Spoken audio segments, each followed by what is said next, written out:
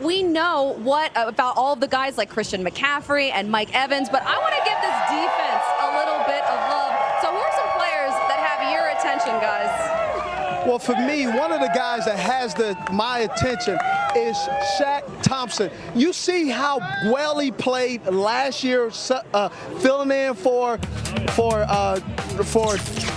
Thomas Davis, and now he's his own guy.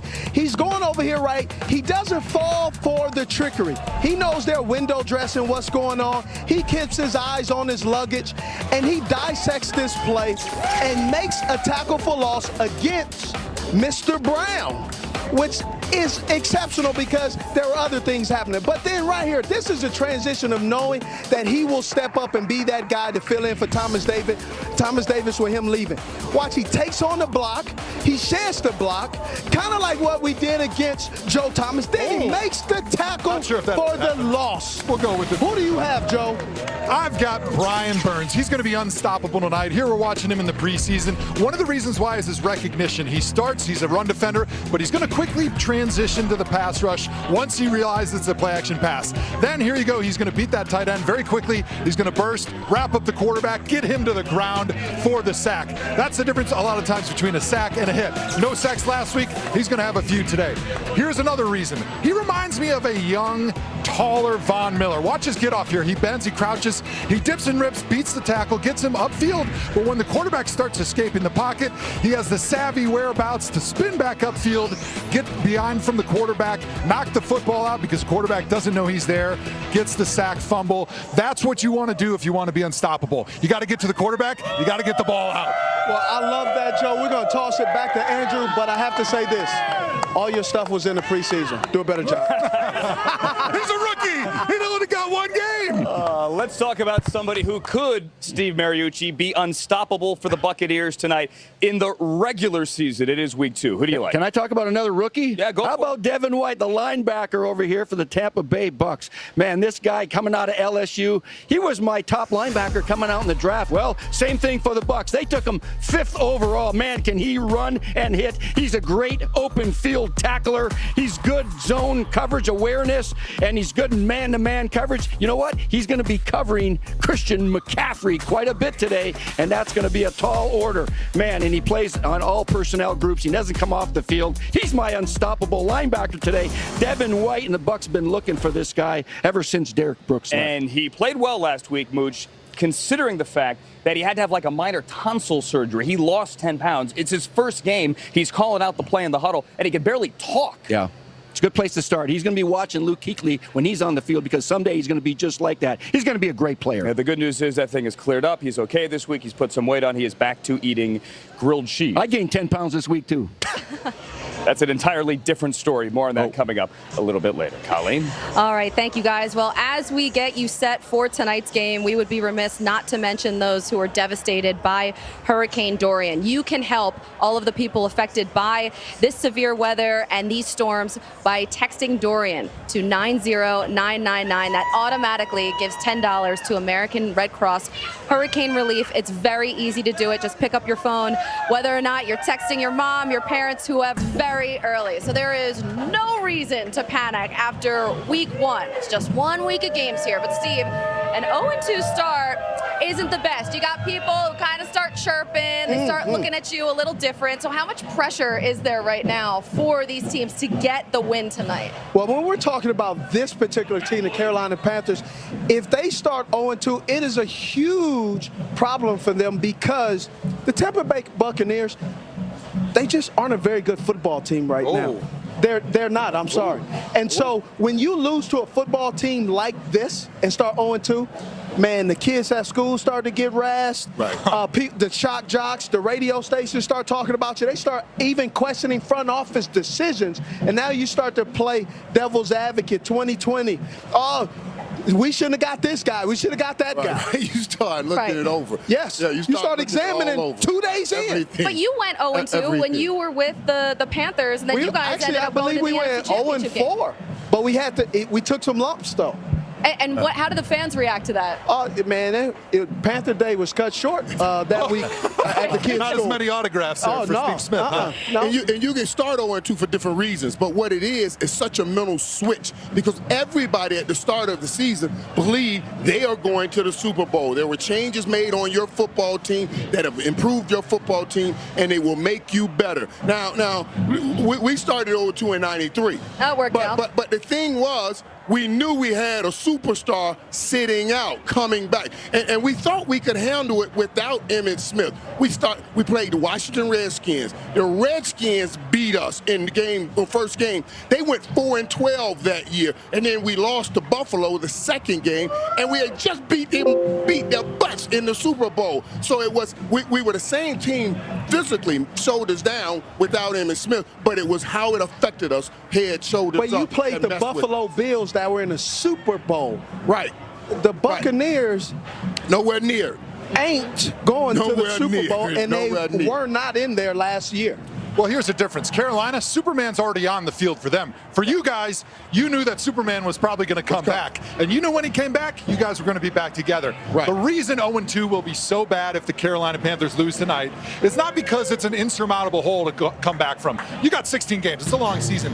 But it's what 0-2 says about your team. It becomes difficult to hear the message from the head coach that we're different than last year now. Right. We're not that team that finished with 7 losses out of the last 8 games. This is a new team. You start 0-2, those guys in the locker room, they're going to start thinking, we're the same team we were last year. Yeah, Joe, now, I don't know that Superman was on the field yet for the Carolina Panthers. Clark Kent has been on the football field for the Carolina Panthers because Cam is Superman when he's running around, when he's throwing his body around, and he hasn't been doing that yet because he's still trying to get a feel for where he is physically and how healthy he is and how good he is mentally right now. But when he does get on the field, because he will have to come on the field, then they should be okay. And Joe, when you were talking about this, I kind of felt like you were really speaking from the heart.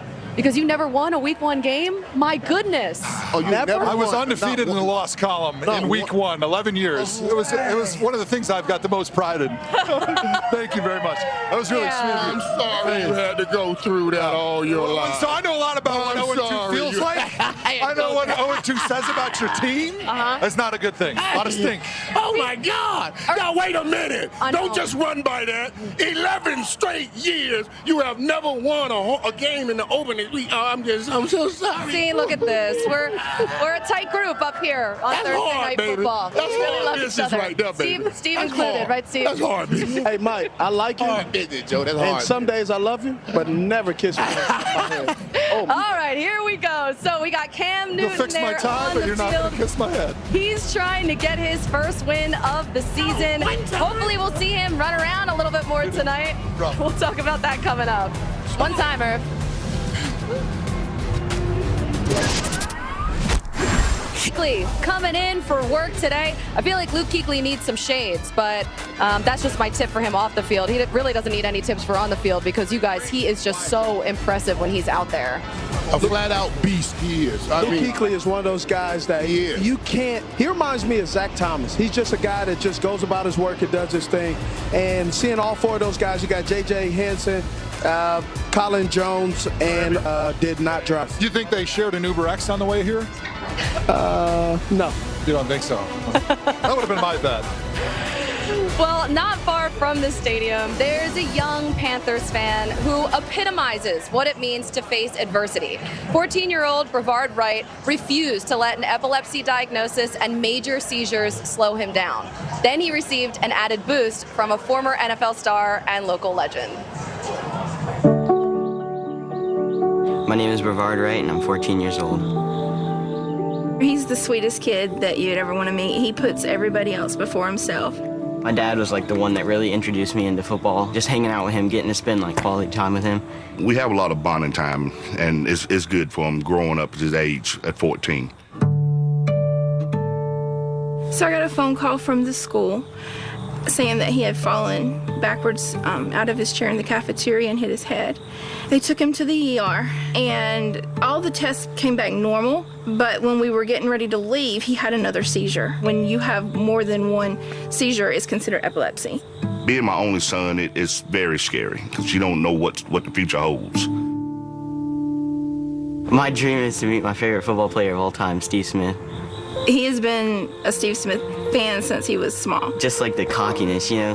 Whenever I see him say, "Ice up, son," Ice up, son. Ice up. I just gravitated towards Steve Smith. Steve Smith won't let you beat him down. And that's what I see in Junior, is dealing with this situation here and not going to let it defeat him. Meeting Steve Smith would be something that he would remember forever.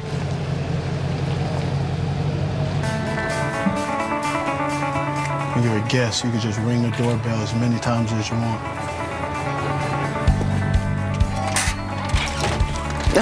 How you doing? Hey. How you doing? Good. You good? Yeah. Kind of heard through the grapevine you're not the best quarterback, so we have to give you a big football field to throw me a pass on. The game is they playing today, aren't they? Yeah. So we thought maybe go on the field before the game and throw me a pass. Okay. What do you think about that? It's been sitting in my basement for like 5 years. So.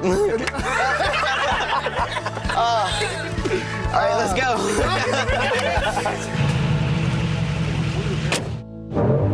This is awesome. I'm gonna have to get me one of these.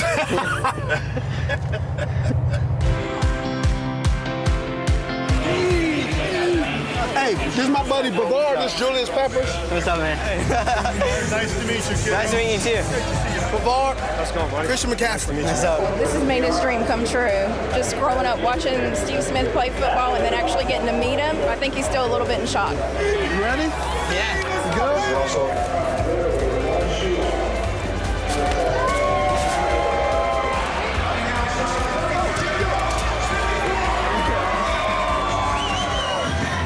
Man, you threw that one a little hard. To have my dream come true, it just goes to show that anything's possible. I'll remember this for the rest of my life. You guys, I don't like feeling things, and when I see something like this, I feel it, and this was so cool. This must have been so awesome for you. Did you know that Steve was coming to your house? Well, no, I didn't really know. So like whenever he like rang the doorbell, I walked outside and I looked and I had to like take like a double take, and he was there, and I was like, it like took me like so long to like really like soak in what was going on, and it was just like all crazy. Like my parents were like hiding this from me for the longest time. It was just crazy. I can't really believe it. I still can't believe it. And we have the whole family here. But what were you doing though when Steve showed up? Like what had you been doing at the house? We was just talking, you know, just chilling in the kitchen, just talking, and yeah, that's pretty much it. Just chilling. Yeah, just chilling. And then Steve shows up. Yep. It's amazing. Well, they told him that he was going to a barbecue, a Sunday barbecue, Okay. and so he was sitting down, and mom and dad were telling him, hey, going to a barbecue. So he thought he was going to a barbecue, and then he had some obnoxious guy ringing on the doorbell, showed up, and we were having fun ever since. I noticed you ringing the doorbell over and over again. Is that what was happening when he showed up to the house? She asked where you what was going on when I was ringing the doorbell multiple times. Oh, we were trying to figure out who it was. That's great. Yeah, and so I saw that you're really into Steve's car. So mom and dad, is that maybe something in the future? Her eyes just got so. Talking about Brevard when he was in the car when he said he needs to get one of these, my car. Yeah. Yeah. Oh yeah, he definitely said Steve got the right ride. Well, what was it like to experience your dream? It was amazing. Like first of all, I just wanted to thank Steve Smith, the man right here, and Dream on 3 team and the NFL Network for making it all possible. You know, it was the best thing ever. It was something I'll never forget. I'll remember it for the rest of my life. It was just amazing. I'm so happy for you. I'm so happy for your family, Steve. That's such an awesome thing to do. I love to see this type of stuff out there, and hopefully your team gets a win tonight. Oh, you get yeah. to see it, and we'll see what happens here tonight. We're going to take a look at Cam Newton. Thank you guys so much for stopping by. This is awesome. So nice to meet you. There is Cam getting ready for tonight. He hopes to get a win too for Brevard this evening. Nice to meet you, man.